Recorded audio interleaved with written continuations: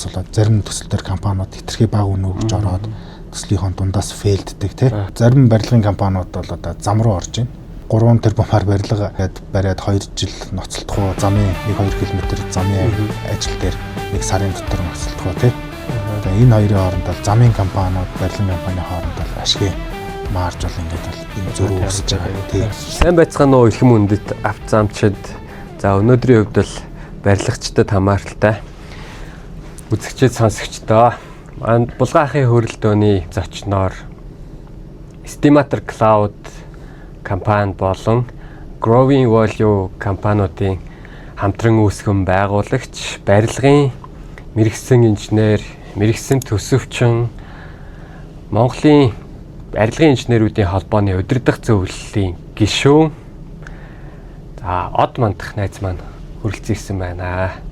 За урилга хүлээн авч ирсэнд баярлалаа. За баярлалаа. Бас шинэ оны мэнд хүргэе. Тэгээ сайхан үйлчж гин үү, ажил төрлөнд тавлаггүй найз. За баярлалаа.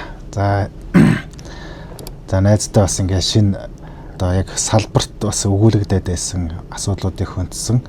За шинэ ингээд подкаст хөтлөж байгаад нь бас төлөөх талархаж байна. Тэгээд амжилт хүсье. 2026 онд одоо сансан сэтсэн ажил үйлсэн сэтгэгчлэн бүтгийг хүсье.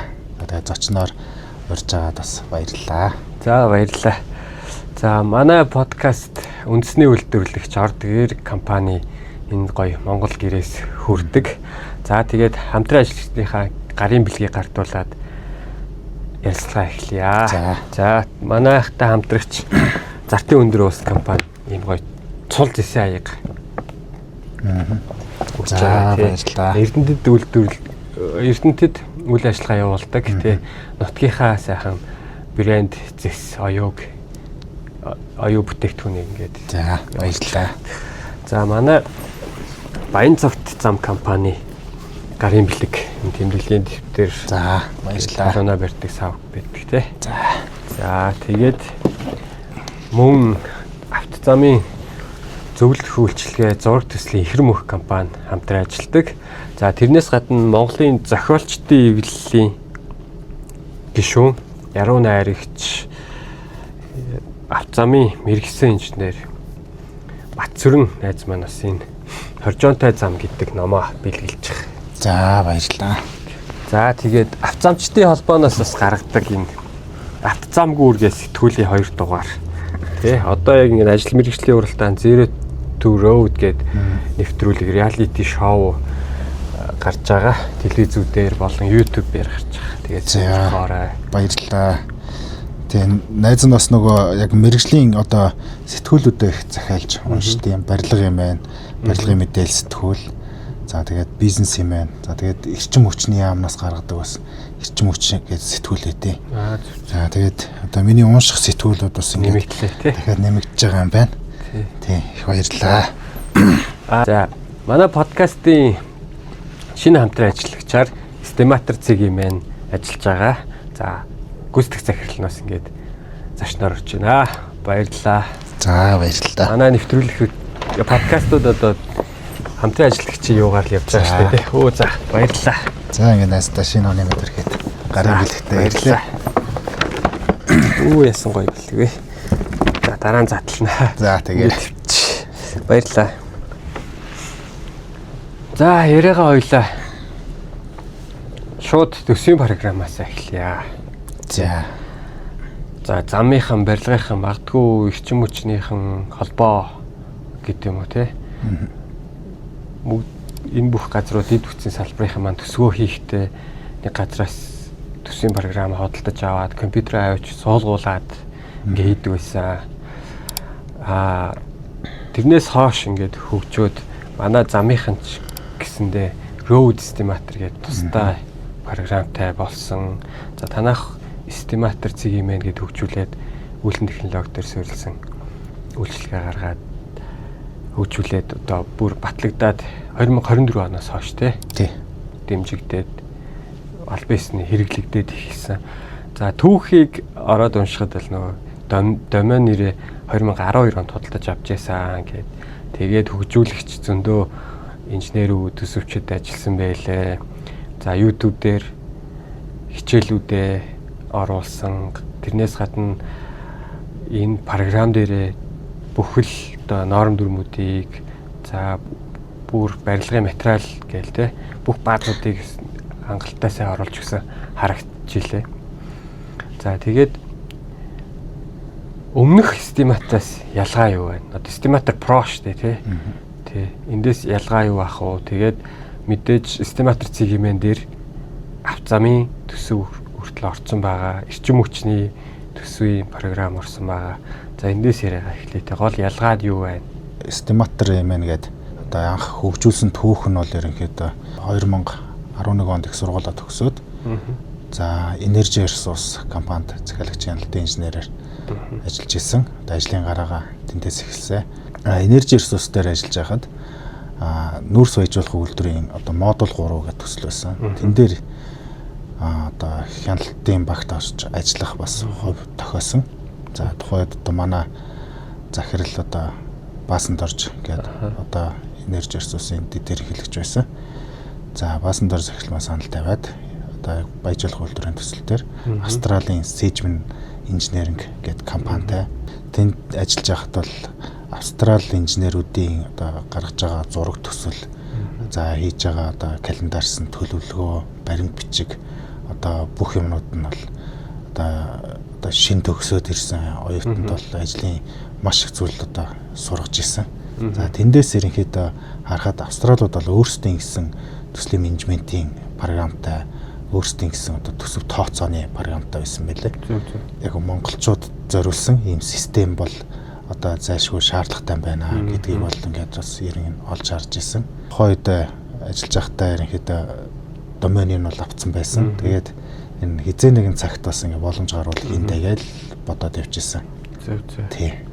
Их урт хугацааны том төсөл хүний амьдралын 1.10 гэдэг чинь бас л урт хугацаа штэ тий. Энэ хугацаанд тэгээд нэлийн юм худалдаад аваад ажиллаулыг тэр Австрали компаниас ороод ирсэн юм шүү дээ тий. Энэ бол яг хуу тий одоо ер нь бол яг нөгөө одоо яг үүслийн ярих юм бол бид нар бол Energy Resource-д ажиллаж байхад яг инженерээр ажиллаж байхад одоо айгүй олон төсөл зэрэг явж исэн.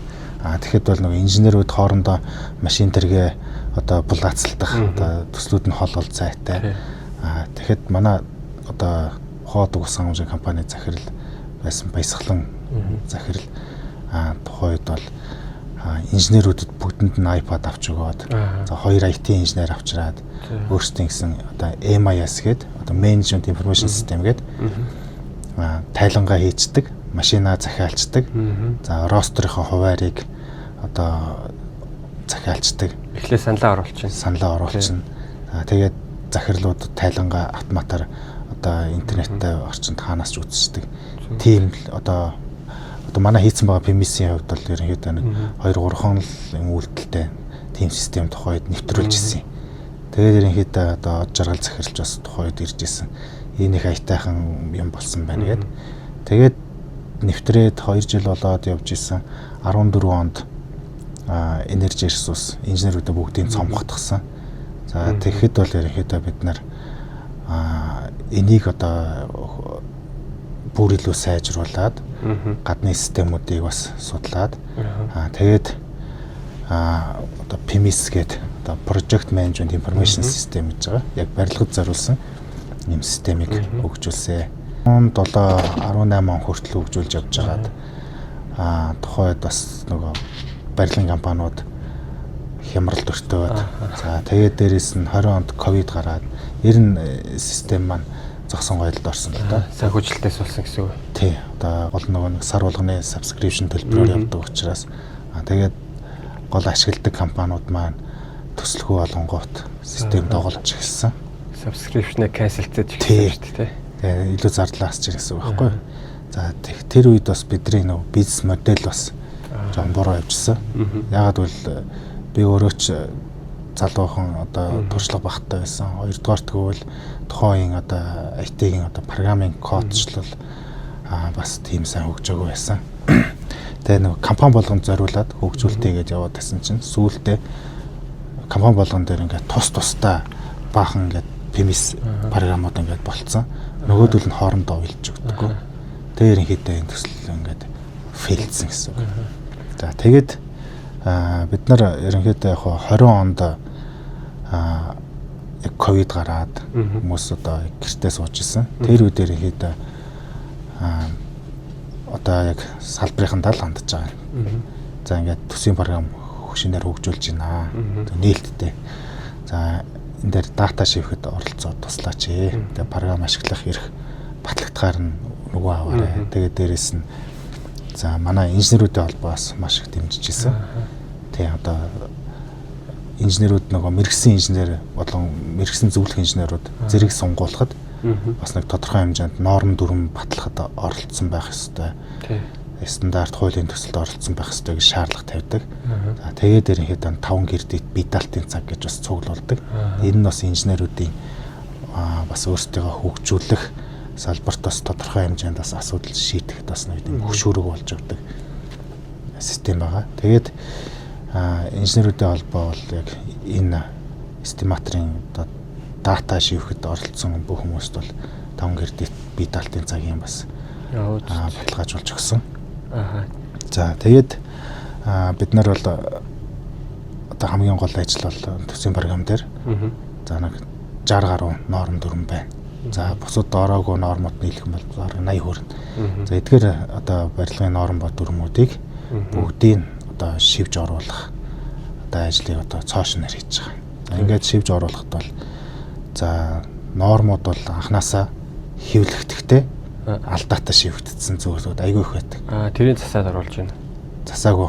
Одоо тэрийг одоо анхны яг өгдлөөр нь оруулаад гарч байгаа эцсийн дүн нь бол одоо зөрж байгаа гэсэн үг тий.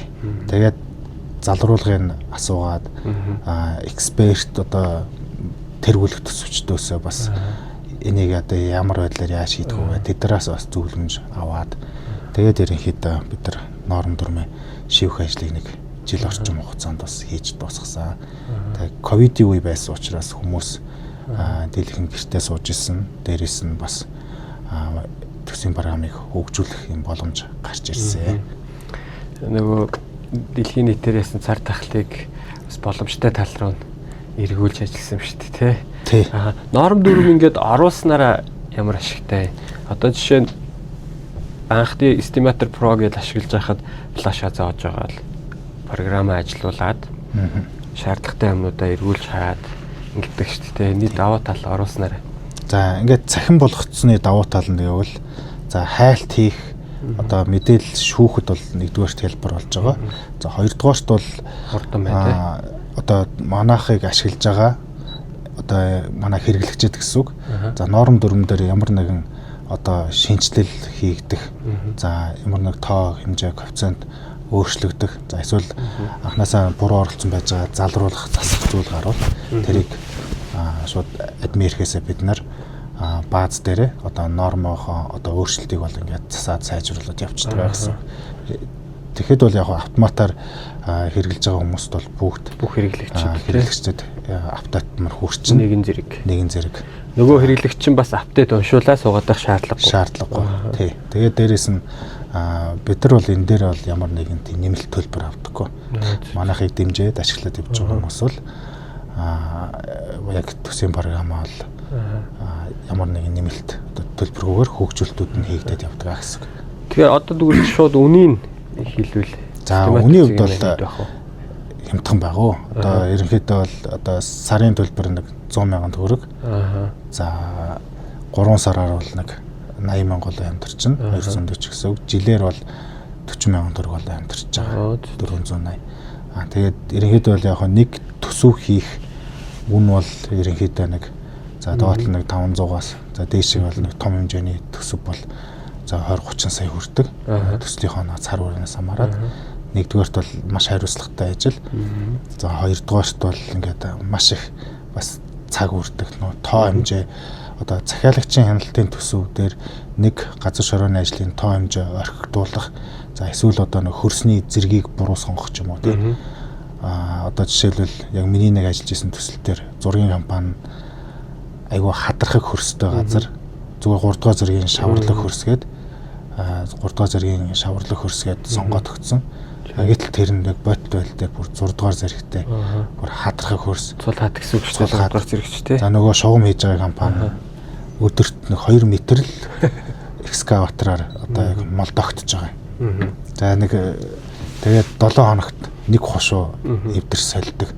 За тэр бол ингээд аюул өндөр зардал гарч байгаа. Тэгэхээр ерөнхийдөө бол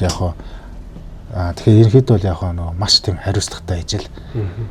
Анхныхаа өгөгдлийг бид нар буруу сонгоод төсөв их юм бол дараа нь тендерт орж байгаа компани үнэн дутах, төсөв дутах. За цаашлаа зарим нэг тоо хэмжээ орхитвол тухайн төсөл фейлдэх. Тэ? Одоо энэ чинь улсын төсвийн ихэнх ажлууд бол ингээд за туршлагагүй төсөвчнөөс ч юм уу те эсвэл одоо буруу тооцоол зураг төсөл дээр анзаараг уусуулж ингээд бас төсөл сумжрах алдаа гарах магадлал өсдөг. Тэгээ захиалагч хүртэл өөрөө их хүнд байдалд орж байгаа шүү дээ тий.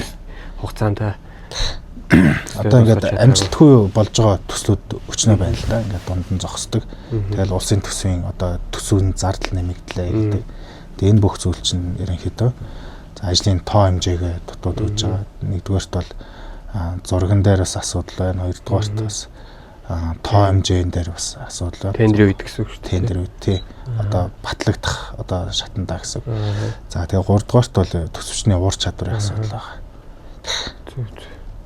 Тэгэхээр төсөвчний ур чадвар ер нь зураг цэцлийн шатанд л хамгийн их гарч ах хэвээр зүйл гэж байна. Ер нь бол яг хуу төсөв хийж байгаа хүмүүс бол за ер нь бол талбай дээр бас ажиллаад үтцсэн, зургийн шатанд бас ажиллаад үтцсэн, зургаа уншдаг.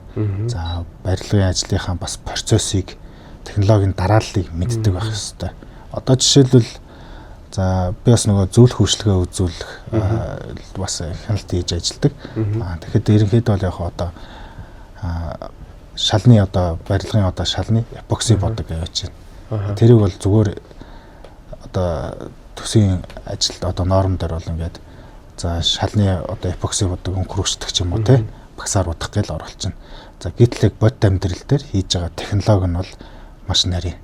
Ерөнхийдөө бол одоо анхны бетоно цутгаал одоо точил өнгөлгөө яваал за тэгээ араас нь нэгдүгээр үе орж ирнэ.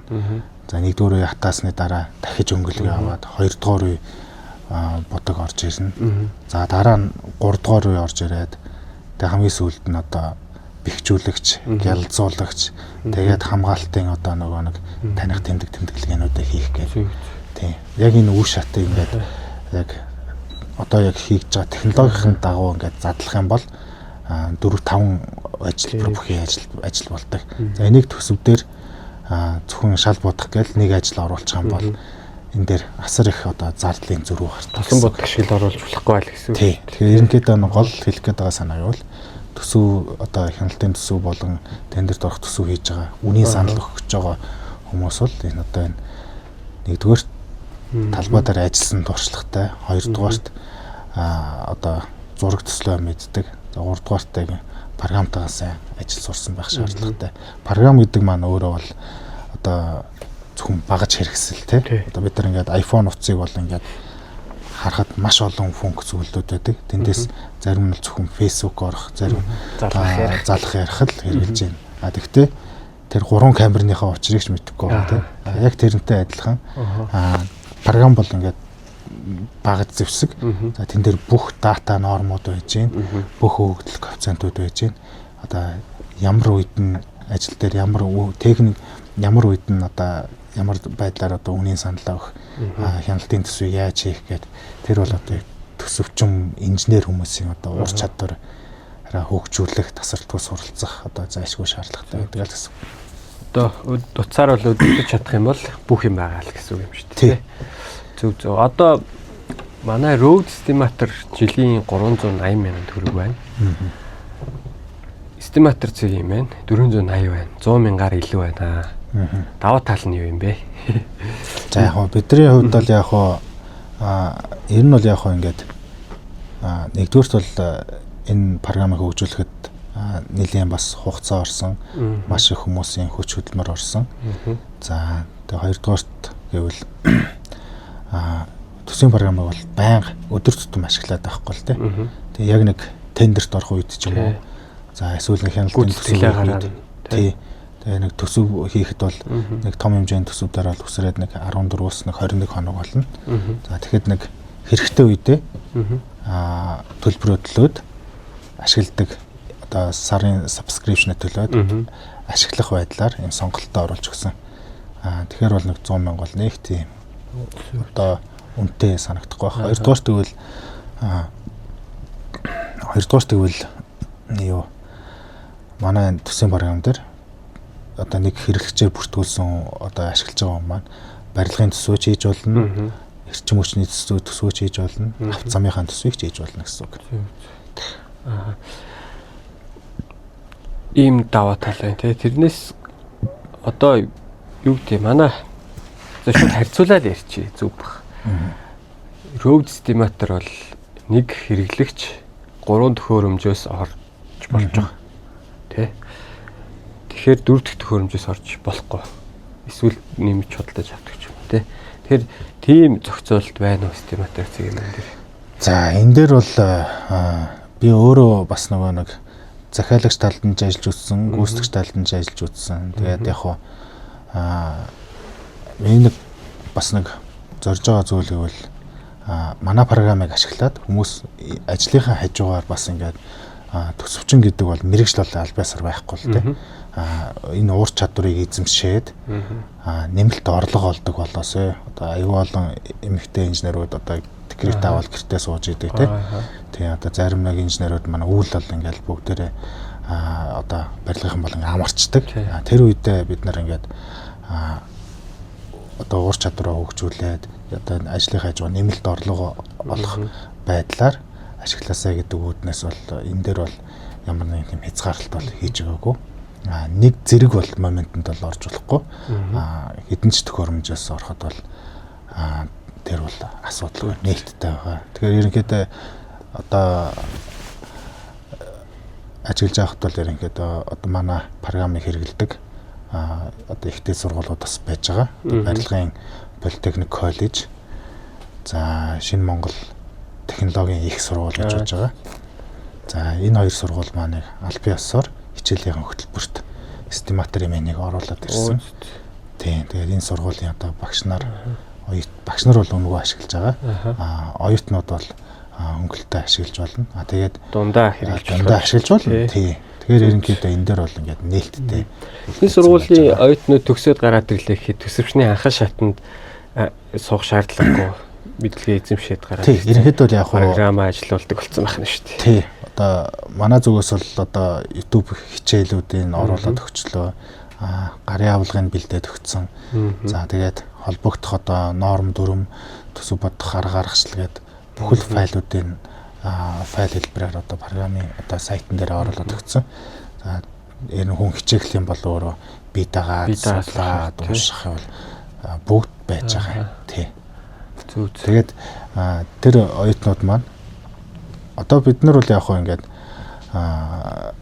програмаа хөгжүүлэхдээ за одоо байгаа инженерүүдээ одоо манай програмыг хэрэглэгч болох инженерүүдийг одоо бүр одоо багаас нь бэлтгийа гэдэг үднээс энэ хоёр сургуультайгаа хамтраад за эдгээр оюутнууд гарч ирэхэд бас ажил дээр ингээд ажлын байранд нэг анкет бүглэхтэй за estimator юм дээр ажилдаг төсөв хийдэг гэдэг анхан шатны мэдгэдэггүнтэй болоод авна гэдэг маань тэр оюутнууд яаж нэг компанид ороод ажиллаа гэхэд жижиг одоо нэг шалны ажлын төсөв боддог ч юм уу тий.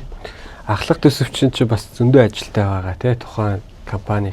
Тэгэхэд нөгөө төсөвчин маань ядаж том хэмжээгийн програмын дээр ингэдэж шүү тэгдэж шүү гэхгүйгээр наадхаа оруулаад байжийг гэд хүртэл цаг авчиж болно шүү дээ тий. Хамгийн гол ажил бол нөгөө том хэмжээгээ бодох дата өгүүлбэрүүдэд оруулах гэдэг асуудал байна. Тэд нар орцсон байхад дундууд нь зохицуултаа эцсийн үнийн саллаа ингээд өгөхөд бол амаг хэлбэр болно шүү дээ. Тий.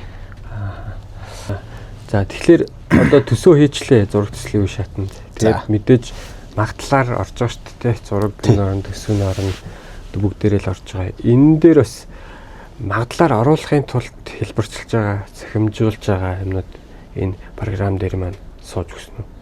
За энэ дээр бол бид нар нөгөө нэг анхны одоо дата норм дүрмийн дата өгөгдлүүд маань системдэр ингээд цахимаар ороод ирсэн байгаа учраас норм дүрм дээр одоо шүүлт хийхэд бол айгүй амар болчихж байгаа. Шууд дата шифрийг оруулж өгөөл марталж байгаа хүн. Тий, марталж байгаа хүн. За энийг бол одоо бол яадаг вэ гэхээр гараар ингэж тулгаж үздэг.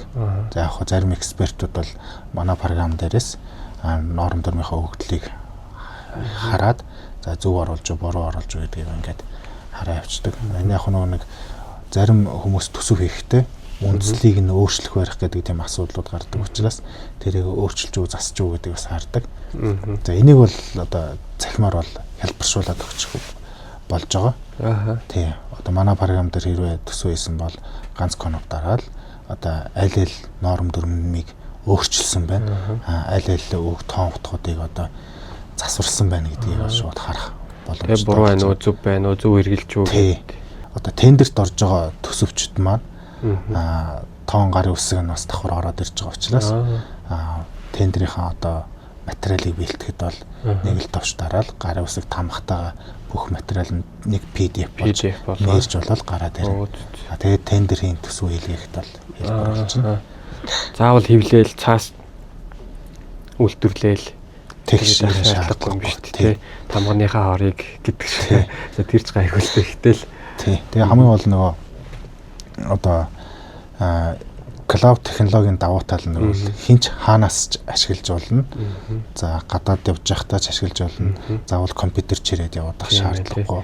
Энэ их давуу тал байна. iPad-н дээрээсээ ч орчиж болж байгаа. Тийм. Тэгэхээр бол энэ бол аюул том давуу тал болчихж байгаа. За дараагийнх нь бол одоо тухайн байгууллагууд маань бас яг өөрсөн дээр яг төсвийн програм манахаас авдаг. За энэ маань ямар очиртай вэ гэхээр тендерт орж байгаа одоо тухайн байгууллагууд бас өөрсдийн хяналтын төсөв хийж байгаа хүмүүс нууцлалыг хадгалдаг. Одоо нууцлалын үүднээс бол өөрсдийн аккаунттай байдаг. Тэгээд тухайн байгууллага дээр одоо ажиллаж байгаа төсөвчин байвал яг тэр хүндээ аккаунтаа нээж өгөөл тэр хүн тухайн байгууллагын эрхээр орж төсөв хийчихэл яваад өгнө. Байгууллагч нь ингээд компаниуд нь төсөвчдийг аваад одоо нэг төсөвчнийг аваад төсөв хийлгэлээ гэхэд тэр хүний компьютер дээр л файл нь үлдэж байгаа байхгүй юу? Мэдээллийн хадгалагууднаас бол байгууллагын эрхийг өгөөл тэр хүн байгууллагын эрхээр нэвтэж орж төсөв хийгээл тэр одоо байгууллагын өөрсдийн ноу-хау дата болоод үлдэнэ гэсэн юм тий. Гадаадд төсөвчөө явж илаа. Орохдоо аливаа захирлаа гэж орчоод тэгэл хаахад бол дахиад явахгүй нь шүү дээ тий. Ер нь бол яг одоо зарим компаниуд бол бас яг тэгж яваад байгаа. Энэ нэгдүгээрт байгууллагын мэдээллийг хадгалж байна. Хоёрдугаарт тухайн одоо хүн ажлаас гараа явлаа гэхэд тэр байгууллагын дата өөрийнх нь одоо сервер дээр хадгалагдаад байж гэсэн. Тендер нэгтгэхээс өмнө гэдэг юм аа бас асуудлууд байгаа шүү дээ. Энийг бас ер нь бол яг манайхан чинь яг тендерийн төсөв хийж байгаа нөхцөлд бол яг нууцлалын гэрээгээд одоо төсөвчдөө хийдэг. Тий. Тэрэн дээрээс одоо давхар бид нараас нөгөө програмын төвшөнд бас яг одоо нууцлыг нэг олон улсын стандартын дагуу бүх хамгаалтуудыг хийж өгсөн.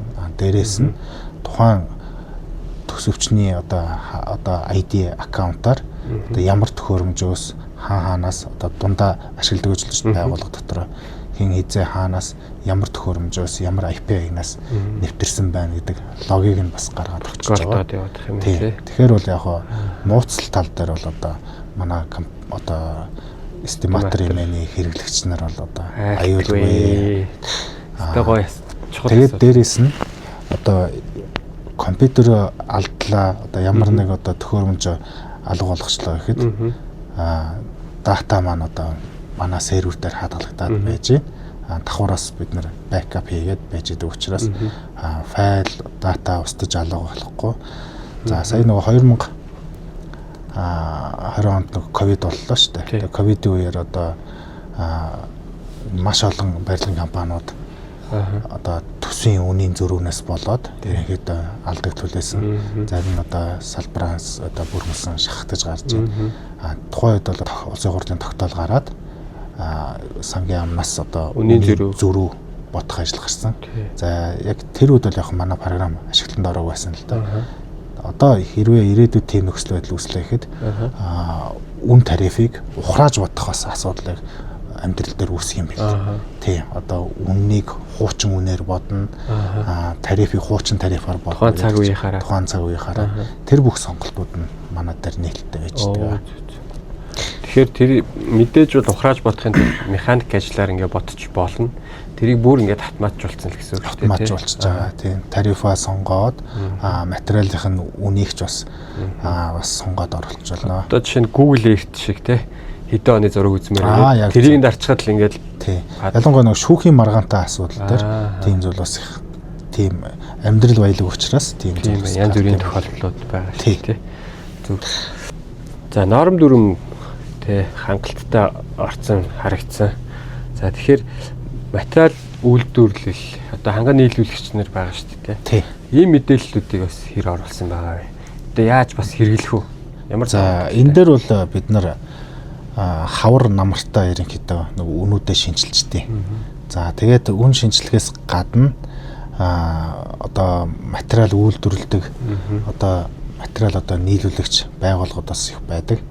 За үндэсний үйлдвэрлэгч компаниудад дэмжигүүднээс бид нар одоо тэр хүмүүс маань манай дээр үн төлбөргүйгээр өөрсдөө одоо нийлүүлэгчээр бүртгүүлээд дата мэдээлэл оруулж байгаа.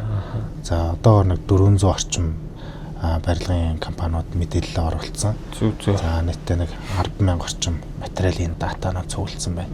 За тэгээд тэр компаниуд маань өөрсдөө үнэ тогтмол шинжилждэг.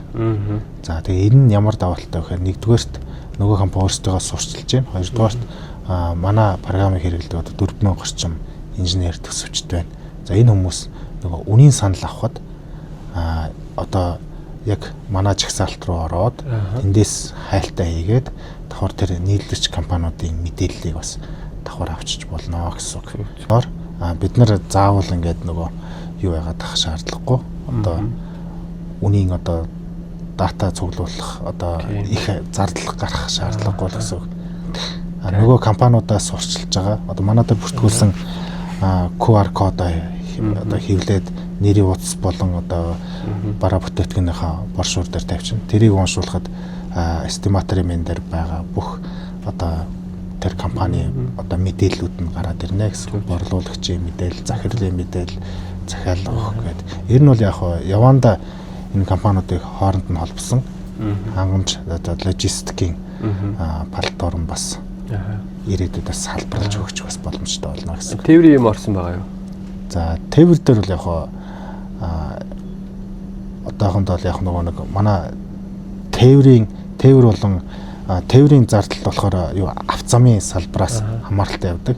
За зам тээврийн яам тээврийнхаа одоо үн тарифыг шинжилж одоо бас шинжилсэн ч гэсэн хууль зүйн яам дээр одоо бүртгэдэг байгаа. Тий. Энэ бол яг одоо ингээд хамгийн гол юм чинь бол одоо барилгын төсөл дээр авто замын төсөл дээр ч бас хамгийн их зардал өсдөг зүйл бол тээврийн зардал байдаг. Ялангуяа холлын аймагуд руу бол ингээд тээврийн зардал өсөө явцдаг. Ахиу хачаа авчмаар байдаг бас тий. Нэгдүгээр нөгөө энэ маань нөгөө нэг замын тонжины бас хязгаарлалтай. За хоёрдугаарт төсвийн норм дээр сайжруулах төсөв бод гаргахтай сайжруулах зүйлсүүд бас байгаа. За тэр нь юу вэ гэхээр за хөөсөн цэр байна тий. За хөөсөн цэр бол ингээд овор ихтэй тэгсэн мөртлөө жим багтай. Гэтэл энийг одоо болтол тоон жингээр нь тооцоод байгаа. Тоон жингээр нь тооцохоор тэр зардал нь өсрээд нэг 300-400 мянга болдог. За гэтэл Улаанбаатар хотоос Говьолтой аймаг руу 1000 км ачаа зөөхөд нэг шалаанц хідээр явдаг гэлээ тий. За өнгөрсөн жил бид нар бас баян үнэтэй төсөл дээр ажиллаж байсан. За тэгэхэд бол тийшээ нэг шалаанц бол 9,500 явдаг.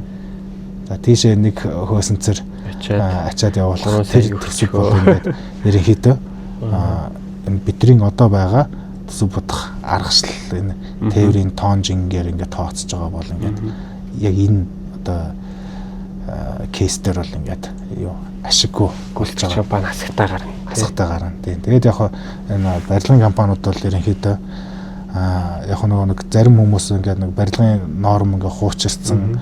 За ингээд дотор маажин одоо модон тоосго гэдэг нэг баахан илүү тутам материал байдаг гэдэг нь шүү дээ. Одоо огт хэрэглэхдэггүй материал. Тийм хэрэглэхдэггүй. Тийм. Тэр нь ингээд яг ингээд би бүр нэг төсөвдөр ингээд бодтой бүр ингээд цуглуулад үзлээ л дээ. За тэгэхэд бол бас хөөрхөн тодорхой хэмжээний мөнгөн дүн гарч байна. За энэ дүнгууд нь яг бусад энэ хасгатай гараад байгаа зардлуудыг бас ингэж нөхөж ингэж баланслт юм байна л гэж юм хараад гэсэн үг дээ. Тий. Барилгын хэр одоо норм дүрмээ шинжилж байна. Би яг сонсч л байгаа л та тий. Дотор нь ажиллаагүй болохоор зүгээр нэг сургаар гэдэг шиг л яаж байгаа. Магадгүй бараг анх л ашиглаж исэн норм дүрмүүд байгаа гэсэн яриа яваад идэг шүү дээ. За яг одоо манай барилгын салбарын одоо төсөв зохиох норм бол 2020 онд шинжлэгдсэн сүбат гаргачлал. За тэгээ энэ дээр бол одоо тухайлбал одоо зарим нэг зардлууд байж идэг. Одоо зураг төсөлд шүүлт хийсэн зардал, зөвлөх үйлчлэгээний зардал гэдэг. За даатгал байж гин. За энэ зардлууд уулын төсвийн нормоор байдаг мөртлөө улсын төсвийн болон тендерийн одоо зарлаж байгаа төсвүүдээр одоо захиалагч тал маань энэ зардлуудыг ер нь огт шаарддаг, огт тусгахдаггүй. Гэтэл ингээ боддоор гүйцэтгэж хийж байгаа компаниудаас за барилгынхаа ажилчдыг даатгасан уу тий? Замынхаа ажилчдыг даатгасан уу? Даатгал нэхэд байдаг. За гэтэл тэр нь бол төсөв дээрээ байдаг мөртлөө тэрийг ерөөсөө захиалагч тал огт одоо оруулж ирдэггүй. За дээрээс нь бид нар одоо манай салбарт бол яг хөдөлмөр зарцуулалтынхаа нормуудыг бол шинжилээд явж байгаа. Яг төсвийн нормууд маань яг бүрэн утгаараа бол шинжлэхтэйг байгаа. Одоо 99 онд гарсан нефтийн барилга байгууламж, 2000 оны одоо түүх соёлын барилга байгууламж гэсэн нормууд одоо хүчин төгөлдөр мөрдөгдөд явж байгаа. Одоо хэдэн он билээ гэдэг шиг тий. Ерөнхийдөө бол яг манай салбарт бас сайжруулах зүйлсүүд бас зөндөө их байна. Одоо гадны одоо төсөв норм яаж хийгдэм бэ гэхээр ер нь бол яг одоо Солонгос ч юм уу одоо бусад улсуудад бол тусдаа яг тэрийг нь хариуцдаг мэргэжлийн холбоод нь тэрийг хариуцдаг одоо институт байгуулгах нь судалгаа хөгжүүлэлтээ хийгээд за улирал тутам зарим нь бол ингээд сар тутам мэргэжлийнхаа сэтгүүл үнүүдийг тавиад ингээд жилдээ ингээд апдейт шинжилгээтэй хийгээ яваад байдаг. За манайх болохоор ингээд за 19 онд нэг одоо барилгын тариф шинжлэгдсэн байсан. За тэрийг сая өнгөрсөн жил одоо 25 онд бас ингээд 24 онд бас шинжиллээ. Ерөнхийдөө яг нэг шинжлэх хугацаа нэг 5-6 жилийн хооронд. Тэгэхээр бол яг энэ маань одоо манай улс чинь үйлдвэрлэгч улс биш учраас барилгын салбарч байна, авто замын салбарч байна. Дандаа материал үнийн зөрүүнд бол айгүй инфляцтай айгүй цогцож идэг. За тэгээд энэ маань одоо нөгөө тухайн компаниуд маш бага төсвөөр ажил аваад за тэгээд дээрэс нь менежмент муутагаасаа болоод хурдан хугацаанд хийж чадахгүй бол төсөл сунжих тусам зардал өсөд байдаг. За энэ жил одоо өнгөрсөн жил доллар хэдтэй байлаа. Энэ жил одоо хэд боллоо тий. Юаны ханш бол ингээл одоо валютын ханш ингээд тогтмол өсөд явж идэг. За энийг дагсан одоо шинжилэл хөгжүүлэлтүүд нь хийгдэж чаддгүй. За энийг ч бас нөгөө яг Монгол улсын одоо сангийн ам ч юм уу тий. Тэр одоо төрийн захиргааны байгууллагууд бол шинжлэх дургу. Яагаад гэвэл эн чинь тодорхой хэмжээнд улсын төсвөр ингээд олон газар одоо сургууль цэцэрлэг ингээд барьж бас ингээд сонгуулийн амлалтыг биелүүлмээр байдаг. Гэтэл энэ маань нөгөө төсөв нь хязгаарлагдмал. Тийм учраас тэрийг жил болгон шинжилээд байвал нөгөө тэр барих юм одоо төсөв нь хүрэхгүй. Тийм учраас энэ алдагдлыг хэн хүлээж байна гэхээр одоо барилга замын компаниуд өөрсдөө хүлээг явж байна гэсэн үг. Хэрвээ одоо тогтмол одоо энийг шинжилээд үнэ шинжилгээ явдаг бол компаниуд аж ахуй нэгжүүч бас хоримтлал үсээд тэр хэрээрээ одоо тогтвортой үйл ажиллагаа явуулаад технологи одоо база бий болгоод хөгжүүлэх бас боломжтой болно. Тэгэхгүй ингээд нэг тендерийн ажил авдаг. Тэрийг 2-3 жил хийдэг. Гэтэл анхны төсөв нь ингээд 2-3 жилийн хугацаанд ингээд одоо хүрхээ байцдаг. Ийм асуудлууд бас байна. Энэ шийдэл бол систематик юм энэ дээр. За манай дээр бол яг хоо одоо яг нөгөө технологи талаас нь ингээд бүх шийдлүүд бол бэлэн байж байна. Хэрвээ тариф одоо үн хашаа тогтмол шинжилдэг одоо механизм барилгын одоо шинээр батлагдах хуулиндаа бүр автоматар ороод ирвэл за маш олон компаниуд за одоо ашигтай ажиллах одоо хүнээ тогтоом барих тий тэр боломжууд нь бий болно гэсэн. Ерөнхийдөө том зургаар харах юм бол ингээд нэг юмыг ингээд шинжлээгүйгээс болоод за нэгдүгээрт яаж юм барилгын одоо компаниуд хөгжиж чадахгүй байна. Хоёрдугаарт хүний нөөцөө барьж тогтооход хэцүү байна. За тэгэнгუთ одоо ихэнх компаниуд тулгарч байгаа зүйл хүний нөөцийн асуудал. Энэ ихэнх нь одоо барилгын бол Австрали руугаа авцсан. Тэнд ингээд гадны улсад ингээд одоо тэдний эдийн засгийг одоо босгохын тулд ингээд ажиллаад явж байна. Нөгөө талаас нь ингээд манайх ингээд өөрсдөө бас хүн хүчээ ингээд алдаж байна гэсэн үг. Хэрвээ ингээд бид нарыг зөв гормоороо одоо төрийн одоо үн барих тийм одоо оролцоо байхгүйгээр системээ ингээд сайжруулад яваад байх юм бол дагаад компаниуд нь хөгжин нэг жилдээ заавал нэг 100 одоо сургууль цэцэрлэг барих албагүй шүү дээ. Төсөвт нь тааруулаад чанартай стандартын дагуу за нэг 50-ыг барьдаг ч юм уу тий. Тэгээд тэр чанартай хийгдээ явдаг тийм боломж нь бий болно гэсэн үг л дээ. Манай авцамчдын холбоо энд норм дүрмүүдэд шинжилээд ажиллаж байгаа.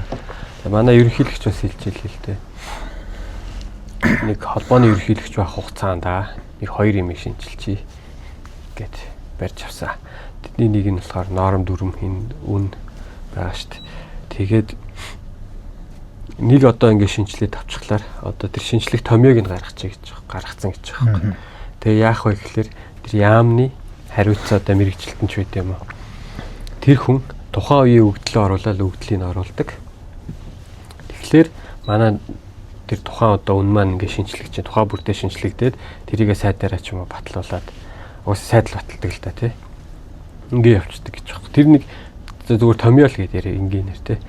Тийм талаас танаа одоо инженерүүдийн холбоо ажил хийсэн үү? Холбоо гэх юм уу? За эсвэл эстиматор цэг юм байна.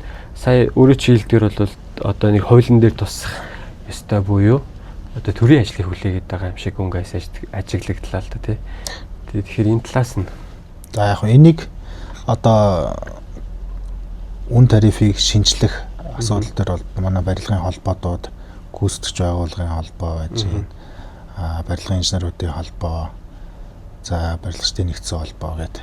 Тэгэхээр одоо холбоо төрийн бус байгууллагууд бол одоо барилга хот байгуулалтын яам одоо энэ нэр нь хот байгуулалт орон сууцч болтын яам болон хөгжлийн төврөө саналаа байнга илгээдэг. Тэгээ үн тариф батлах одоо гол нь норм бол яг хөө ашиглаж чадвал ингээд бүх хөгжил нь байж байна. Гол нөгөө цалингийн зардал байна. Төрөний тээврийн зардал байна. За эдгээр зардлууд маань одоо цалингийн зардал нэхэд сангийн хамтаа заавал зөвшөлдсөн. Тээврийн зардал нэхэд хууль зүйн яамаас батлахгүй ингээд хүлээлтийн байдалтай байж идэг. Тэгэхээр яг том бүр системийн хэмжээний л асуудал болчихж байгаа. Зөв. За одоо хоёлаа PMS рүүгээ оръё. За тэгэхээр мэдээж өөрийнхөө олон жилийн хугацаанд хөгжүүлээд нэвтрүүлсэн юу системийг барилгынхан бол мэдчих. Тэгээ одоо ер нь бол замынхан руу хандж ярмаар байна л д. Тэгээ замынхан авч хэрэглэхийн давуу тал юу вэ? Тэ. За бас үн гэж байгаа. Үн хэр боломжтой. PMS системийг бас танилцуулах юм нь манай хамтран үүсгэн байгуулагч инх хамглан гээд манай найз байгаа. Одоо хамтран зүтгэгч. За энэ системийг бий болгоход одоо хамгийн гол зүйл бол IT талаас кодчлол. За систем дээр за нэг 10,000 хүн зэрэг хандахад тухайн сервер унахааргүй хэмжээнд хөгжүүлэлтийг бол хийсэн байгаа. За энэ дээр бол манай инх хамглан гээд манай найз ерөнхийдөө бид 2012 оноос хойш системийг бас сайжруулж хөгжүүлээд тасралтгүй одоо явж байна. За энэ үнийг бас танилцуулъя.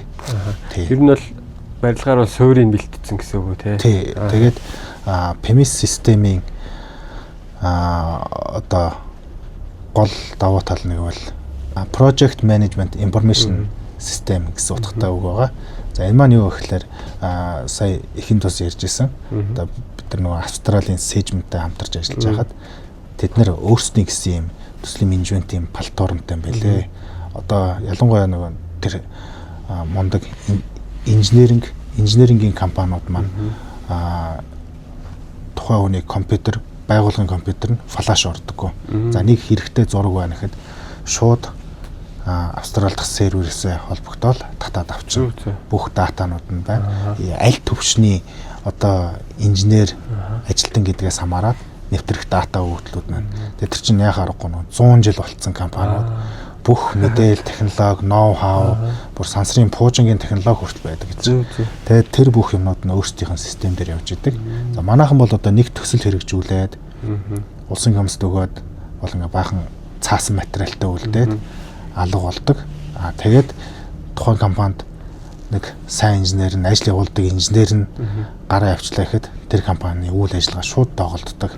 За эндээс бид нар яаж сэргийлэх вэ гэхээр компани болгон өөрсдийн одоо тарих буюу одоо өөрсдийн гэсэн PMS гэдэг системтэй болох хэрэгтэй. За энийг бид нар ерөнхийдөө австралиудаас бас олж хараад яг Монгол компаниуд өөрсдийн гэсэн системтэй байх хэрэгтэй байна гэдгийг олж харсан. Тэгээд бид нар 14 онд хөгжүүлэлтийгээ танилцуулгыг явуулж байхад бол Монгол компаниуд бол гадны системүүдийг худалдаж аваад за шинэ ярмаг төсөлтөөр гэхэд бол Сангаах менежмент гэж Солонгосын систем бас нэлээд өндөр дүнгээр худалдаад авцсан. За хэд байх вэ? За тухайн үед л захир захиралтай явуулзаад сонирхоод асууж ахна $200,000 орчим гэж хэлсэн. Тий. Тэгэхээр маш олон компаниуд бол яг гадны одоо Procore, Boulder Trend ч юм уу системүүдийг ингээд нутагшуулах гэж үзсэн байлаа. Нэгдүгээр хэлний асуудал, хоёрдугаарт серверийн асуудал. Сервер нь гадаад байдаг учраас Монголоос ингээд хандлтаа ихэд бол амар их гацдаг. Удаан. За хоёрдугаарт ингээд Монголын хууль эрх зүй, норм дүрм, бидний бас нөгөө хэрэглээний төвшин бас одоо төслийн мэдлэг мэдээлэл бол ялгаатай зүйтэй. Тий. Тэгэхээр бол ингээд соёлын ялгаа үүсэж байна. За тэр бүх одоо модулууд нь бүгдийг бид нэр 100 ашиглаж чадахгүй. Тэгэхээр одоо өөрөө чинь ажиллаж исэн, найзаа ажиллаж исэн одоо заг инженеринг компанид 2014 онд бид нар ингээд системээ танилцуулаад явж хаад он тул захирал хэлж исэн. За ахын дэ уул нь гоё систем хийчихжээ. Дааш нөө төсөв байхгүй учраас одоо ингээд task management-ийн систем ашиглахад нэг ач холбогдол байхгүй байна гэдэг. Тэгэхээр л яг хоо энийг бол ерөнхийдөө тухайд бас бодоол явжсэн. Тэгээд бид нар нөгөө 2020 оноос хойш эстиматороо хөгжүүлээд төсвийн програмаа гаргаад ирсэн. 2025 онд төсвийн програмаасаа датагаа PMS рүүгээ татдаг болсон. Тэгэхээр бол яг хоо анхныхаа төсвийнхаа өгдлүүдийг ингээ оруулаад ирсэн байхад ажлын шифр кодууд нь байна. Файлаа шууд XML файл алгаж хадгалаад PMS руугаа татаад оруулчихад календарсан төлөвлөгөө зардал маань тэр чигээр ороод ирнэ. Зардлаа хянах процесс нь ороод ирсэн байж байгаа. За энийг бол яг компаниуд ихэнхдээ бол яг нөгөө Excel дээр явдаг. За тэгээд нөгөө нэгтлэнгууд нь нөхтлөх гэж үздэг. Гэтэ энэ дээр бол яг cost control гэдэг яг төсвийнхөө зардлыг бүртгээд явдаг. Одоо тустай бол хүн байдаг. Том компаниудын хувьд бол гэтэл одоо PMS хэрэглэж байгаа байгууллагуудын хувьд бол тустай тийм хүн байх шаардлагагүй. Ерөнхийдөө систем админ одоо системийн инженер одоо тухайн байгууллагын тал төслөөр үзэж байгаа инженер нь өдөртмийнхаа гарсан зардлыг материалын зардал юм уу хүн хүчний зардал юм уу ямар зардал гэдэг категороо сонгоод бүртгээд хахад яг real time одоо яг ганц товч дараал яг өнөөдрийн төсөл дээр хэдэн төгрөгийн зардал гарцсан. Тэр чинь нөгөө үе шат болгоноор нь ингээд анхны төсөв зардлыг ингээд бүртгээд явчихж байгаа учраас яг харьцуулаад харах бас боломжтой болчих. Тэгээд төслөө бид нэр тэгж урьдчилж харснараа илүү хаана алдаад байна гэдгийг олж харна. Тэгээд дээрэс нь маш их дата цугларчгаар дараагийн төсөл рүү ороход яг ямар хэмжээний одоо бодит одоо зардал гарч исэн анхны төсөө бид нар хэр гаргаж исэн ингээд одоо нэг яаралтай ингээд нэг тендерт ороход тийм дата байхгүйгээс болоод зарим төсөлтөр компаниуд хэтэрхий бага үнэ өгж ороод төслийнхөө дундаас фейлддэг тийм асуудлууд гардаг. Тэр болгоныг бид нар ингээд бүртгүүлжүүлэх тэр боломж нь бий болчихж байгаа. Энийг бол яг би өөрөө төслөөр өсөж байхдаа Excel дээр хийх гэж үзэж байсан юм. Тэр болгон дээр ингээд sub total гэж томьёо оруулаад категори болгоноор шүүхэд айгүй механик ажиллагаатай. За энийг ерөнхийдөө бид нар PMS дээр автоматжуулаад оруулаад ирж байгаа. За тэгээд project-оос Microsoft project-оос файлаа импортлоод бас оруулаад ирнэ. За тэгэхээр төлөвлөгөө гэдэг маань бүр утгаар ороод ирж байгаа. Зардлаа хянцна. За хянах самбарууд нь ороод ирнэ. Тэгээд дээрэс нь хоорондын бичиг цаасны харилцаанууд. За талбай дээр одоо ажил хүлээцэж байгаа FIC-нууд байж гэн тий. За тэгээд үүрэг даалгаврын биелэлт, RFI тодруулах гэдэг. Сүүл бид нар бас юу оруулж ирлээ. Тухайн төсөл дээр одоо манай том захиалагч байгууллагууд ер нь зураг төслийг болон автокадаар хийлгдгээс бол одоо татгалзаад одоо beam дээр бол хийлгдэг болчих. Одоо Revit, одоо Autodesk-ийн одоо бусад бүтээгдэхүүнүүд одоо beam-ээр холбогддог болсон. За тэгэхээр ерөнхийдөө нөгөө beam одоо хоорондоо нэг IFC өргөтгөлтэй файлууд байдаг. За IFC өргөтгөлтэй файлаа PMS дээр оруулж ирээд одоо би нэг захиалагч байлаа гэхэд зургийн компаниас IFC файлыг авангуудаа тэн дээрээ комент чийд явуулчихна. 3D-гээр хараад энэ юм ингэж сайжруулмаар байна. Энийг ингэж тодруулга авъя гэд. Уул нь одоо хуучин бол бид нар 2D зурган дээр одоо PDF байдлаар ингээ хараад явдаг гэсэн. Одоо шууд Beam дээр Beam-ийн файлыг бас уншаад зургаас оруулж ирэх бас боломжтой болсон. Зам өөрийг яг тэгээд явчих болно гэсэн үг болно. Тэгэхээр энэ дээр бас нөгөө зургийн компаниуд маань давхар бас ингээд хөгжих шаардлагатай болж байгаа. Ерөнхийдөө Beam нэвтрүүлсэн нэг 5-6 зургийн компани бол Монголд бол байна. Үнийн хувьд PMS-ийн PMS-ийн үнийн хувьд бол нэг хэрэглэгч бол нэг сарын 150 мянган төгрөг. Тэгээд тухайн байгууллага ямар хугацаанд ашиглахын тэгээд дээрэс нь хичнээн ашиглах гэдгээс хамаарат уян хатан байгаа.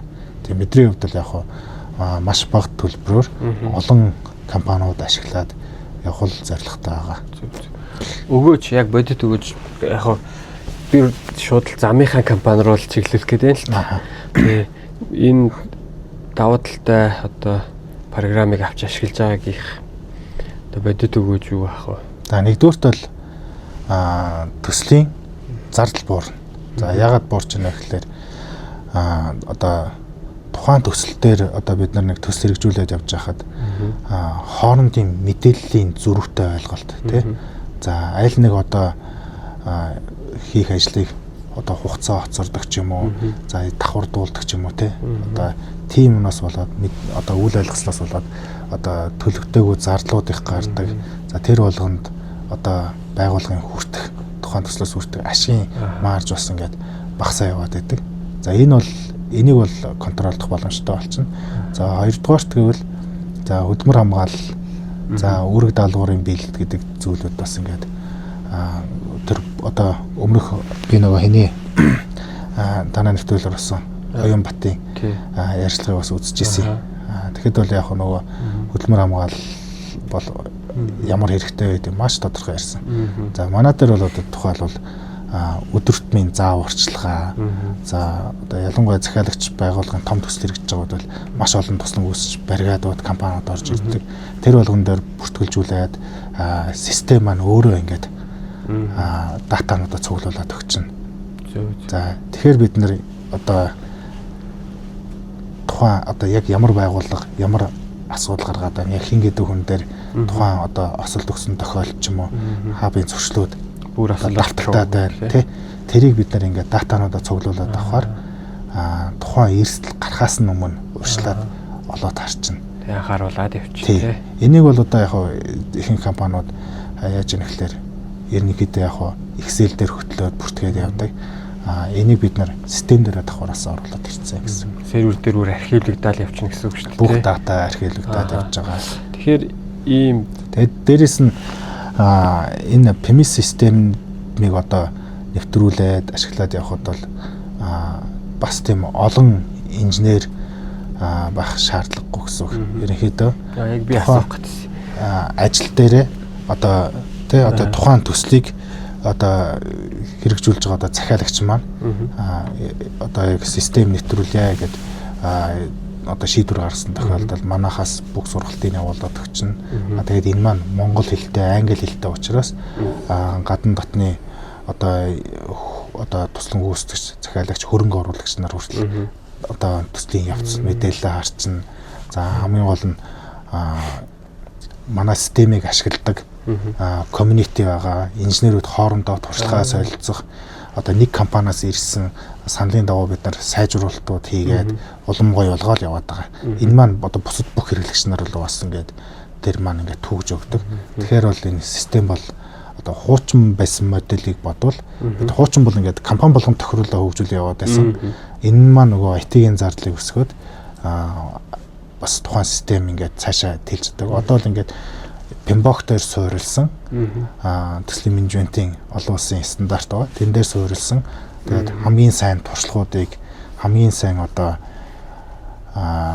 ноу-хау туршлагуудыг бид нар судлаад энэ нэг системийг ингээд шинээр загварчилж одоо PMS 2.0-ыг гаргаж ирсэн учраас энэ маань бол ингээд компаниудад бол ингээд компани ч өөрөө хөгжин, хүнээч хөгжүүлнэ, инженерүүд ч бас чадахчих боломжийг бий болгож байгаа гэсэн. За тэгвэл манай нэг замын компани өөрсдөө хэрэглэе гэж бодъё л. Тэнгүүт л захиалагчтай зөвшөөрүүлэх асуудал гарах нь тий.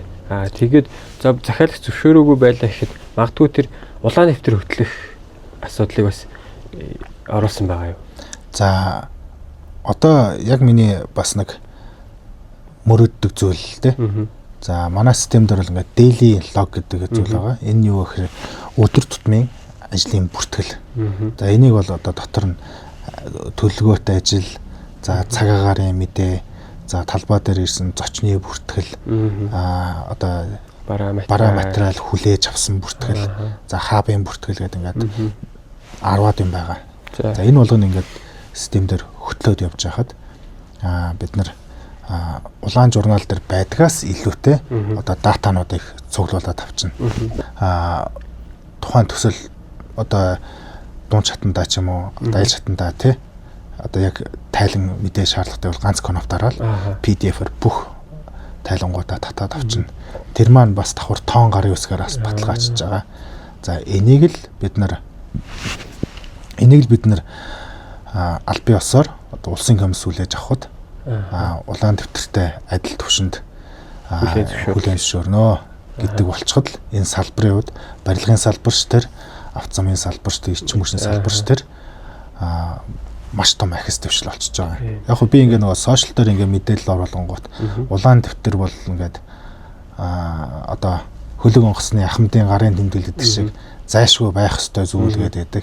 Яг хөө энэ дээр санал нэгдэхгүй хүмүүс ээж болно. Улаан дэвтэр гэдэг маань ерөнхийдөө 98 онд тий дэд үтсийн хөгжлийн яам гэж байхад гарсан. Одоо яг та хэд нэг нэгээд үсэх юм бол дэд үтсийн хөгжлийн яам гэсэн 98 он гэсэн яг хаягтаагаараа л одоо дахин гарч байгаа. Энэ дээр энэ хугацаанд одоо сайжруулалт хийгдээгүй. Огт сайжруулалт хийгдээгүй. За уул нэг огт сайжруулалт хийгдээгүй. Гэхдээ яг хоо энийг буруутгах гэж байгаа юм биш. Тухайд за бичгийн машин л байсан баг. Компьютертэй байгууллагууд ховор. За гар утас бол бүрч яриад яриаггүй. Гараар бичгээс өөр харахгүй л байсан үе биш үү? Тэгээд одоо бол бид нар ингээд зөрөгтэй шилжилт тиймээр байгаа. Тий одоо бүх юм цахим болчлоо. Бүх юм автоматжуулчлаа. За бүх юм тоон гар үсгээр баталгааждаг болчлоо. Тий одоо улаан дэвтэр дээр манай PMS дээр daily logo хөтлөөд өдөртөн тайлангаа оруулсан тохиолдолд за яг real time те яг өнөөдрийн хэдний байдлаар гэдэг чинь 7 хоногийн тайлан, сарын тайлан одоо бүгдийг татаад авчруулна. За үнэхээр цаасаар шаардлагатай гэж ивэл тоон гарын үсгээрээ баталгаажуулаад хийвэлчихнэ. Тий ер нь яг хоо ингэсэн тохиолдолд бид нар маш их цаас хэмжээ. Хоёрдугаар тухайн датанууд маань үнэн бодиттой байх боломжтой. Одоо ингээд заримдаа ингээд харж байгаа юм бол улаан дэвтэр бичдэг тий одоо улсын комисс төхөөр бичдэг ажил ерөнхийдөө нөхөж бичдэг ажил одоо хүн болгонд л компани болгонд л гарч ирж байгаа. За яг инженерийн гол асуудал бол тухайн өдөр тутамдаа тайлан мэдээлэл оруулчлаа. За эсвэл төслийн админ мэдээлэл оруулсан байхад бол тэрийг хянаад баталгаажуулчихна. Өөр илүү яг төслөө үр ашигтай өргөжлүүлэх тэр ажил дээрээ илүү цагаа зарцуулмаар байна. Тэгэхгүй бид чинь ингээд маш их цаг хугацаа зарцуулж энэ мэргэжлийг эзэмшиж төгсөөд талбай дээр гараад одоо чухал биш зүйлүүдэд одоо маш их цаг зарцуулаад байдаг механик ажлуудад эдгээрийг бид нар автоматжуулчих боломжтой байна. Одоо тухайлбал ил талд ажлын актны матриц гэдээ бид нар бас оруулж ирж байгаа. За яг тухайн төсөл эхлэхэд за хичнээн ил талд ажлын акт маягтууд гарах юм. Тэр нь бүх ажилбаруудаараа тоо хэмжээтэй гараад ирнэ. За хичнээн одоо хөндлөнгийн лабораторийн шинжилгээ дүгнэлтүүд гарч баталгаажих юм. За дээрээс нь өөр одоо ямар бичиг баримтууд гарах юм те. Тэрийг бид нэр системдэр одоо анханаас нь зоож өгөөд төсөл одоо эхлэхэд одоо тодорхой ямар ил талд ажлын акт одоо гарах нь гэдэг нь тодорхой болчихно. За тэгэнгუთ тухайн ажил хийгдлээ ил талд ажлын акт тоон гарын үсгээрээ баталгаажуулаад системдэр бүртгүүлсэн. Одоо захиалагчийн хяналт хэрэгжүүлж байгаа байгууллага, зохиогчийн хяналт хэрэгжүүлж байгаа байгууллагууд маань мэдээллүүдээ хараад ил талд ажлын актаа яг талбай дээр очиж үзэж болно. Тийм. Тэгээд араас нь файлаар нь системээр явуулчихад тухайн хэд хоногийн дотор хэрэг одоо хянах хэрэгтэй те. Хянаад тоон гар үсгээрээ баталгаажуулчихна. Тэгэл актууд маань төслийн явцад зэрэг гараад ирнэ. Тэгэхээр бид нөгөө ил талд ажлын акт барайл гар үсэг зурулах гал хойноос нь хөөцөлтөөл яваад байдаг. Тэр асуудал байхгүй болно. Илүү одоо яг талбай дээр ажиллаа одоо чанартай хийхэд тулд илүү чухал ажил дээр анхаарах тэр бүх одоо нөгөө механик ажлуудаа ингээд процессуудаа бид нар автоматжуулах шаардлагатай байгаа. Одоо гоё юм байна. Нөгөө талаас нь бас асуухгүй болохгүй байна. Саяны юм давуу талуудыг ажиллаа штэ гаргаад ирлээ гараар бичдэг гэх ингэчлээ. Тэгвэл тухайн инженерийг PMS хэрэглэснээрээ бүр компьютертэй үе зайг уйчих юм шиг үстэй. За ер нь бол яг манайхыг одоо нийслэлийн дүүжин тээврийн төсөл дээр ашиглаад явж байна. За бас 2-3 компани бас том төслүүдээр бас ашиглаад явж байна. За тухайн одоо ер нь бол яг бид нар ингээд ажиглах юм бол утасныхаа одоо юу гэдэг л нөгөө scroll даа нөгөө ямар хідэн цаг ашигласан гэдэг. Тийм weekly тэрийг репорт нь гараад ирдэг шүү дээ. Тэрийг харах юм бол нөгөө бид нар чинь юу байгаа шүү дээ. Facebook дээр хичнээн цаг зарцуулж гин, YouTube дээр хичнээн цаг зарцуулж гин. Тэрнтэй харьцуулахад өдөрт нь 30 минут л зарцуулна. Тэгээд хангалттай төслийн дата. Энэ маань болохоор инженеруудыг одоо ажлын ингээд уяхаасаа илүүтэй ажлыг хөнгөвчлж өгнө. Инженерүүд өөрсдийгөө хамгаалах, тухайн ажлынхаа гүйцэтгэл тайлан мэдээг үнэн зөв бодтой оруулах ер нь бол хамгийн гол зорилго бол тухайн төслийн амжилтад дуусгах гэж байгаа шүү дээ. Тэгэхээр нөө хоорондоо мэдээлэлээ хурдтай зөв солилцоод ямар нэгэн одоо дунд нь орхитуулсан зүйл босноос болж үл ойлгосол үүсдэг. Тийм юм байхгүйгээр систем маань өөр автоматар сануулад яваад байна. Тэгэхээр тэр 30 минутыг бас дахиад тодруулъя. Нэг дор 30 минут сууж агаад хийх хэрэгтэй юм уу? Эсвэл өглөөнөөс оруулаад ингэсэн тухай бүрт нь оруулаад явж байгаа л нийтдээ л нэг өдөрт 30 минут зарцуулаад тахад хангалттай юу? За ер нь бол энэ систем маань компьютероос ч орж байгаа, давхар утаснасаа ч орж болж байгаа. Би одоо жишээлбэл талбай дээр хяналтыг явж л дахиад тухайн асуудлуудаа зургийг аваад гүйцэтгэж байгууллага руугаа одоо үүрэг даалгавар болгоод утсан дээрээсээ илгээч чинь. Тэгэхгүй нөгөө зарим нэг ажил ингээд за явуулна гэж мартчихдаг. Тий. Орой санахгүй шүү. Санахгүй. Тийм асуудал байдаг. Тэгэхээр бол яг хэдий ч хугацаанд оруулж болно. Ер нь нэг тайлангаа бичээд мэдээлэл оруулсан. Ерөнхийдөө бол яг тухайн инженерийн бас нэг хувийн зохион байгуулалтын асуудал байгаа. Тийм илүү одоо чухал ажилдаа төвлөрөхийн тулд дор нь мэдээлэл оруулаад явчихад хангалттай. Бас нэг тийм цаг үе ядах байхгүй. За өстой гоё програм байна уу. Тий.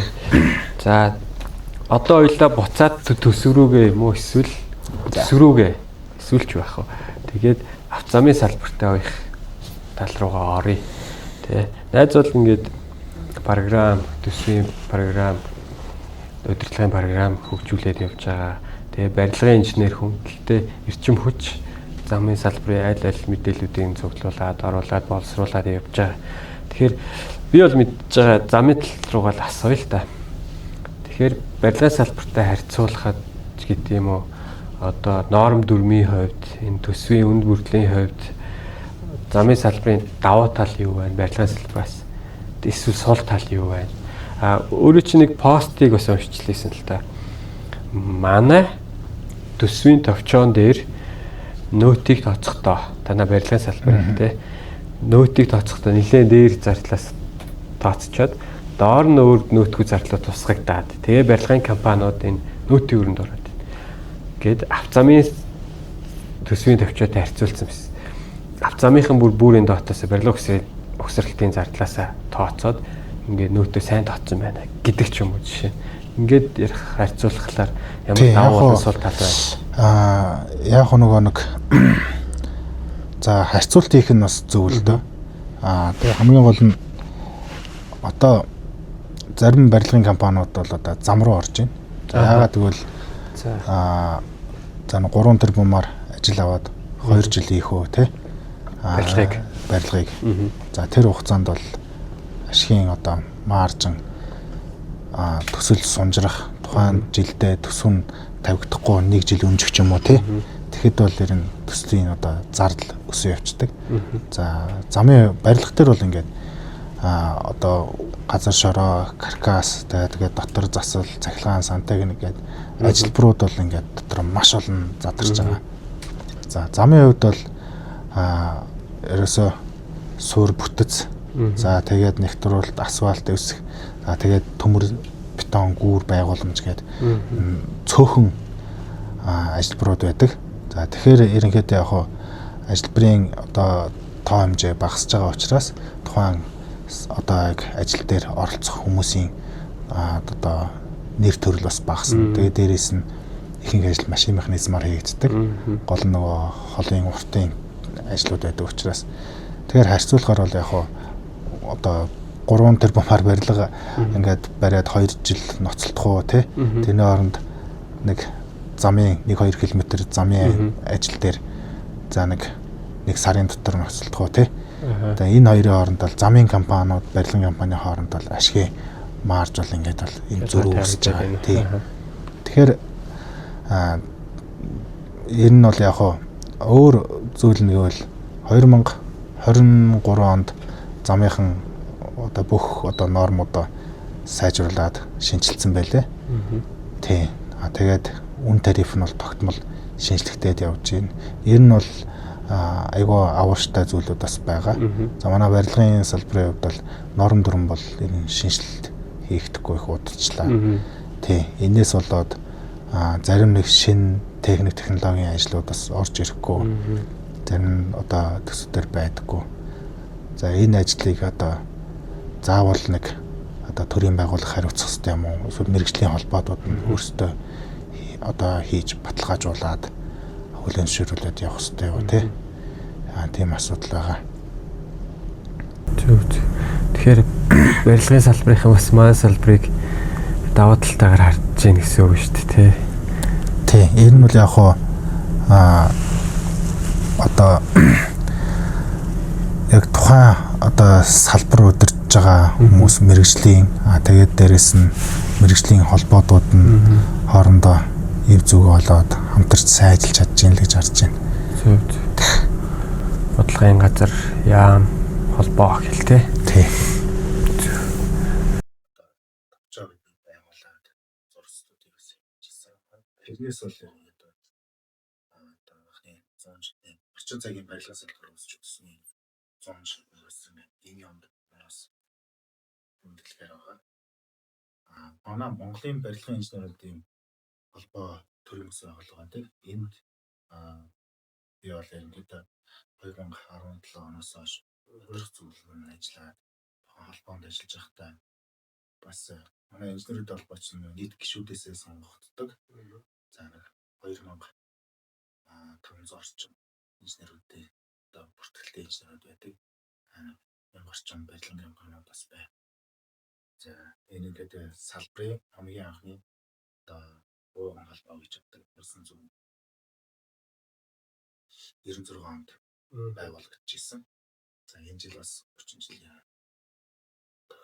Тэгээд Монголын барилгын инженеруудын холбоо үүсгэн байгуулагдсан. Багш ганцаараа багш инженерүүд төрч байгуулсан гэлээ. За барилгын тухай хуулинд төрийн чиглэлийг төрийн бас байгууллагаар гүйцэтгэж болно гэдэг заалт байдаг. Тэрний дагуу Монголын барилгын инженеруудын холбоо одоо барилга 30 нэрийн барилгын тоолт яамтай гэрээний үндсэн дээр түншлэл болоод одоо сургалт зохион байгуулах, одоо шалгалт зохион байгуулах ажлыг одоо сүүлийн 2 жилийн хугацаанд бол зохион байгуулж байна. За ингэснээр бол одоо ямар давуу талтай вэ гэхээр манай холбоо бүх гишүүд маань одоо өдөр зүйн гишүүд ба нийт одоо гишүүдээс сонгогддог. За 3 жил тутам одоо их хурлаа хийдэг. За яг юм одоо гишүүд нь ч бас доктортай өдөр зүйн бас ингээд тогтмол шинжилгээтэй явж идэг. Ахмад үе, дунд үе, залуу үе гэдэг бүх үеийн төлөөлөлтөнд одоо зураг төсөл одоо барилга ухсралт бас тооцоо багш нар төрийн байгууллага ингээд салбар бүрийн төлөөлөлтөд бас өдөр зүйн байдаг. Барилгын салбарын одоо ууган мэргэжлийн холбоо байгаа. Тий.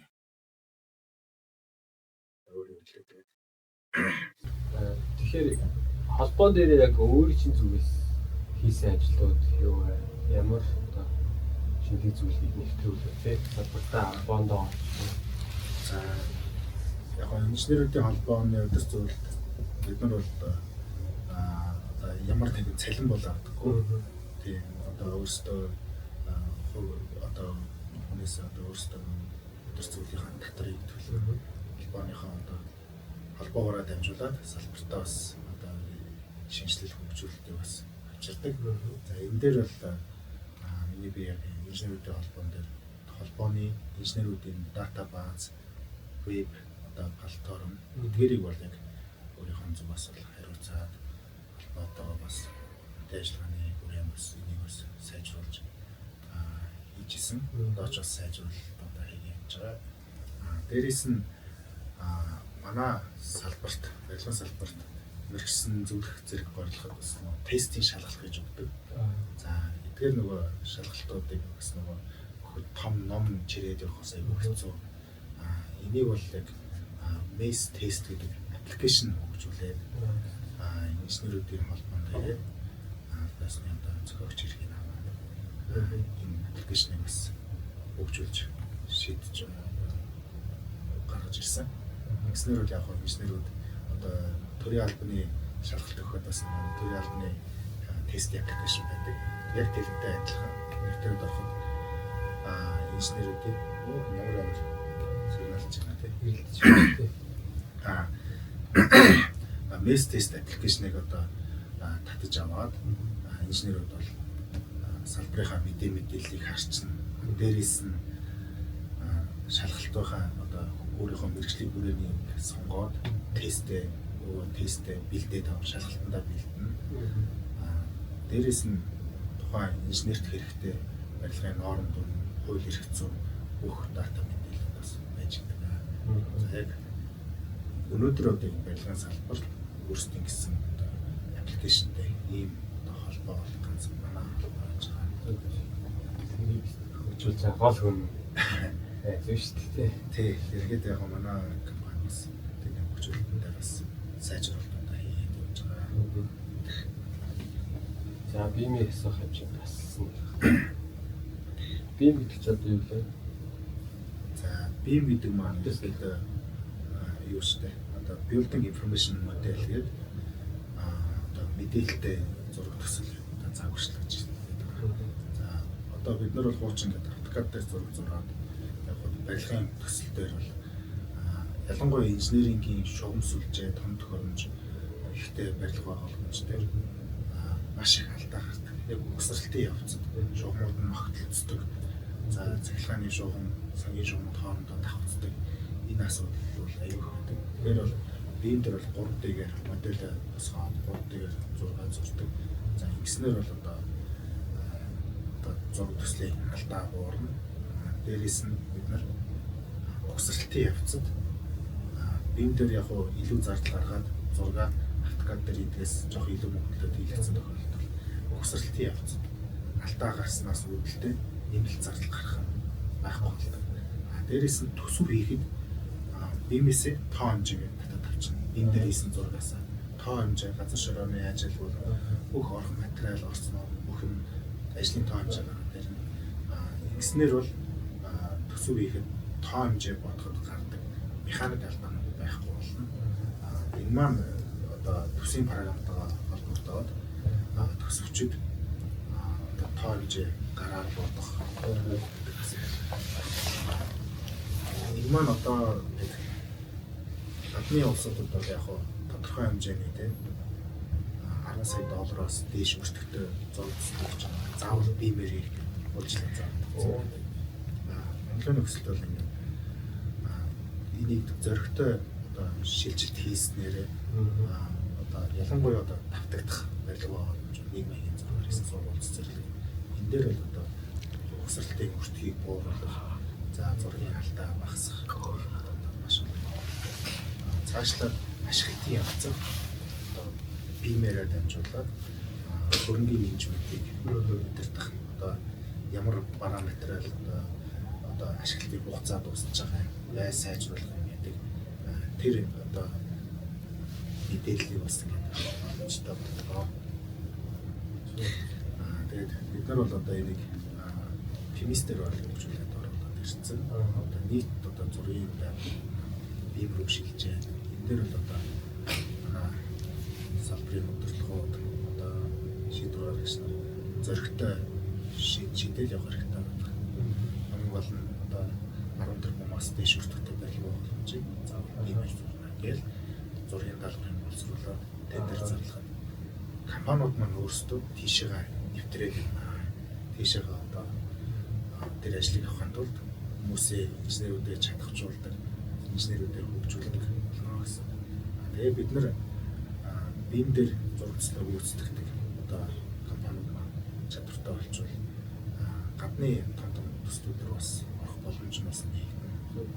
Тэгэхээр аливаа нэг юмыг хөгжүүлэхэд хамгийн гол нь зөрөгтэй шийдвэрлэл гаргах чухал юм байна. Одоо би жишээл одоо бас яг өнөөдөр ингээд шинээр одоо стиматор ч юм уу одоо биемээс хөгжүүлэх юм бол надаас тийм зориг гарахгүй байх. Яагаад бол одоо зардлаа одоо тийм одоо илүү одоо зардал гарна. Эцээ одоо хөгжүүл дуусна гэдэг чинь.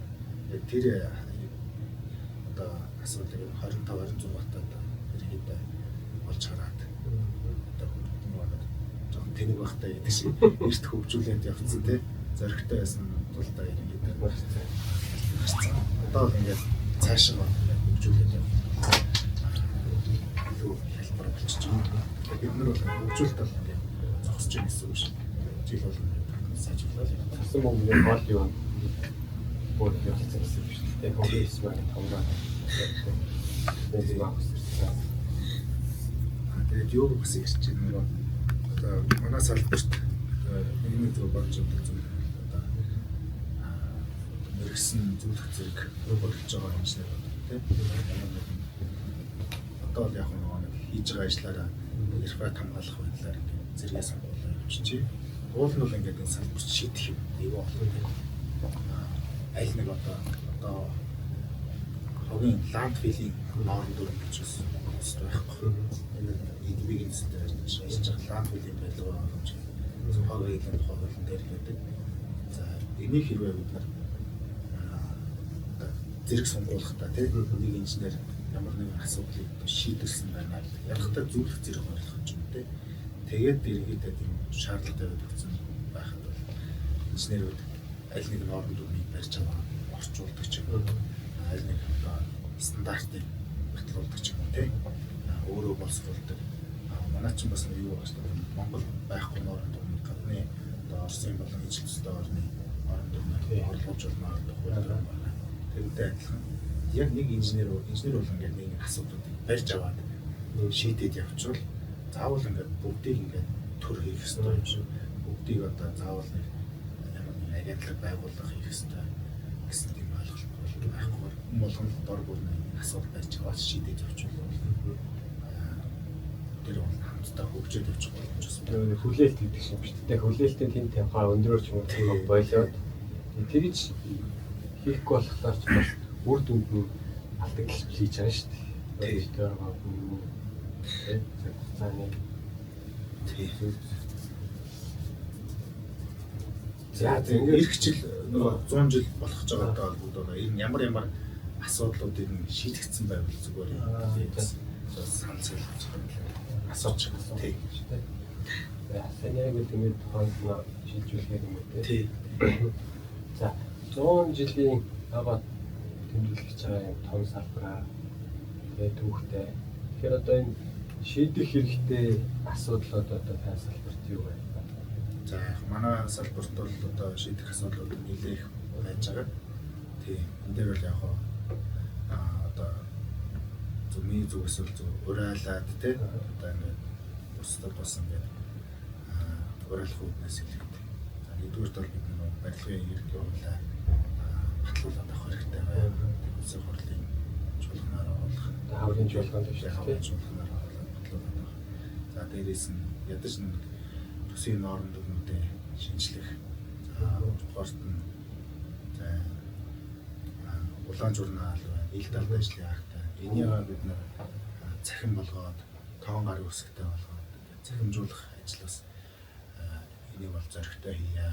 Энэ дээр бол одоо манай феминизмын палтуурн бол өөрсдийн зүгээс бол хөгжүүлэлтүүд бол хийцэн. Энэ дээр бүгдээ хамтраад салбараа хөгжүүлье. Хамтраад одоо салбараараа нэг урагшаага нэг алхая гэдэг юм бас хүсэл бас ирмэс бас байна.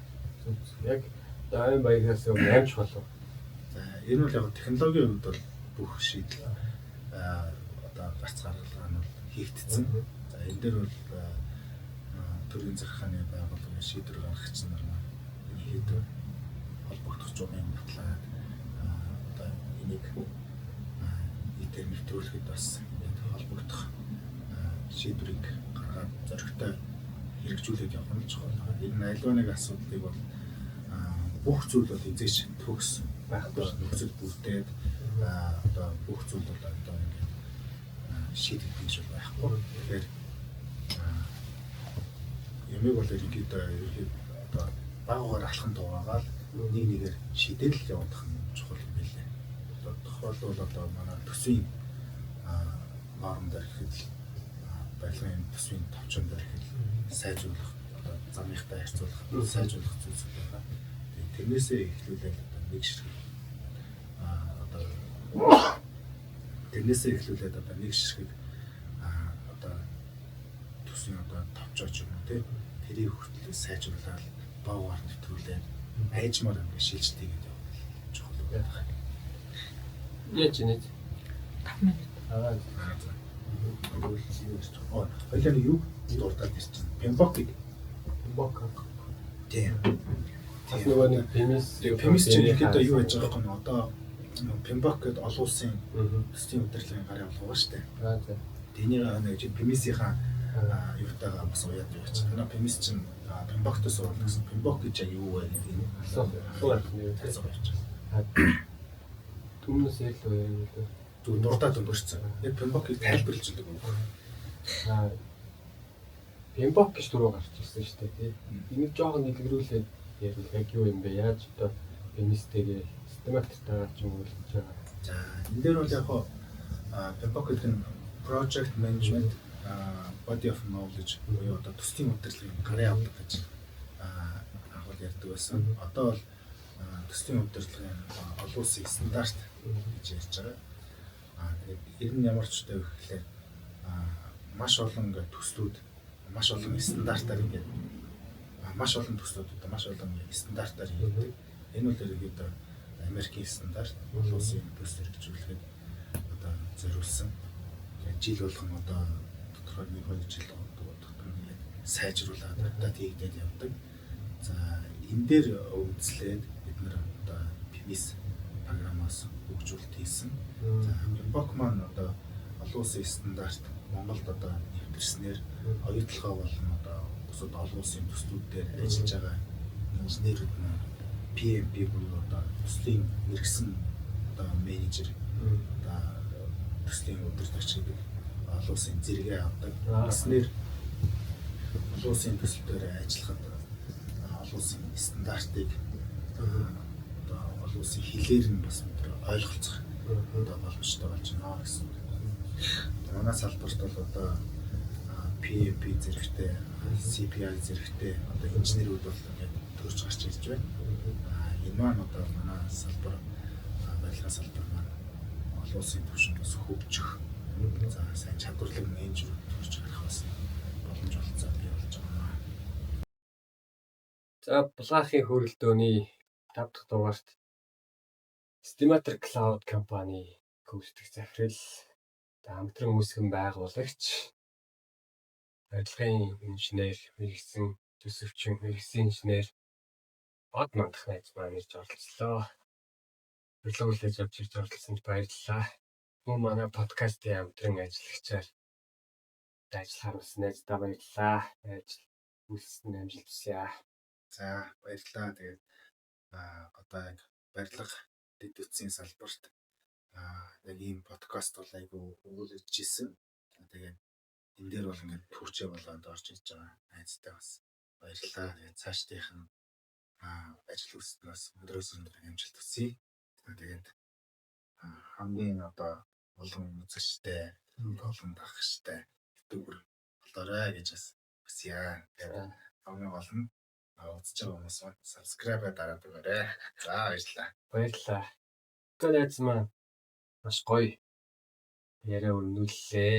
Тэгээд дэд бүтцийн томоохон салбарууд болох байдлаар тэр чин хурж авч замын салбарын бас уялдаа холбоо давуу болон сул тал гээд зарим ялгаанууд